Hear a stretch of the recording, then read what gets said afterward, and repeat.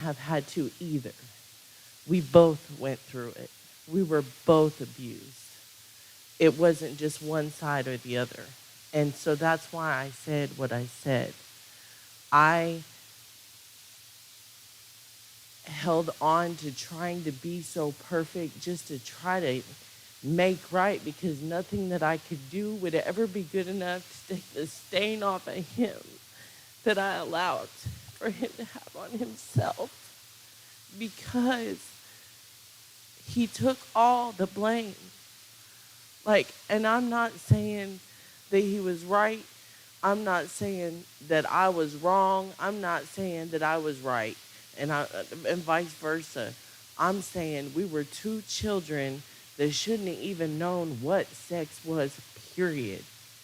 And I don't ever remember not knowing what it was because it is so prevalent in society, in our families, and it is a curse that we had to break off of our children. And my child was shamed for things he didn't even do, and then shamed for things that happened to him because of the same things. It just goes and it goes and it goes and it doesn't stop until we say enough. And I had to get that out because it may be healing for somebody else. They can relieve themselves of 20 years of pressure because I did it years ago and I'm glad that I did. And I called every relative that I knew and I told them that it wasn't what they thought.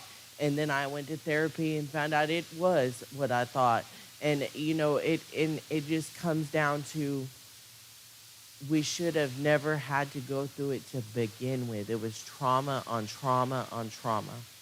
So I hope that that gives somebody peace, and I just love you all, and thank you for all that you shared today. I really appreciate all of you.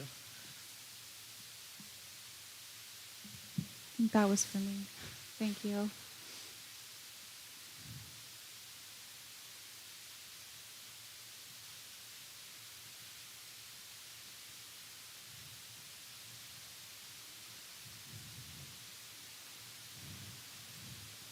Thank you for sharing that. I know that's not easy to openly say out loud.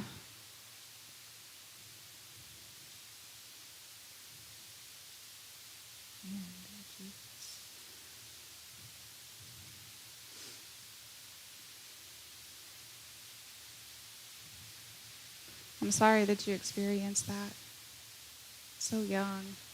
But you were absolutely right that it is, like, that just helped me. Like, you have no idea how much that just helped me to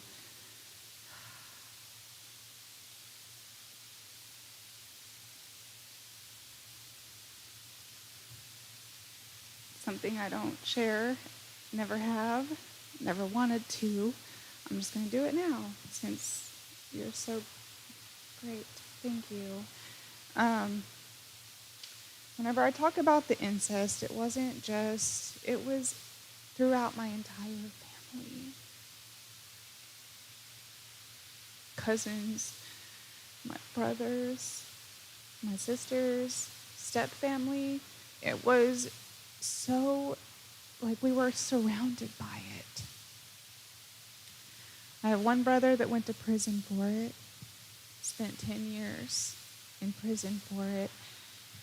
And I don't keep in connection with really any of my family. I do talk to some of my brothers and stuff because we've kind of worked through what we went through as children. I do still talk to them because I believe that, you know, through forgiveness and through understanding each other and knowing that it's not necessarily that person, it's through the grooming that we all grew up with. And as we break down through the different conversations that we've had over the years with each other about what led that person to do the things that they did do, it was from another family member that did it to them or that showed them something, or it is all of it.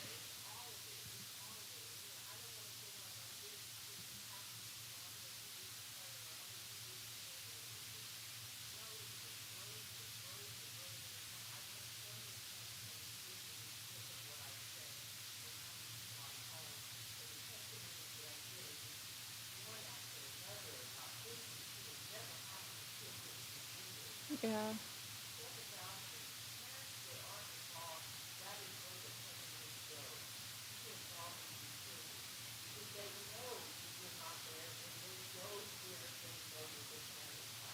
Yeah.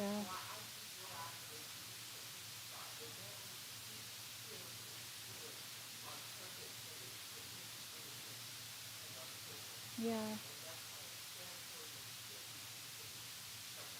Yeah. I love that you throw in that word boundaries because for a long time I had no idea what boundaries were. And whenever you start having to put those boundaries in place, it's very difficult because you feel like you're doing something wrong.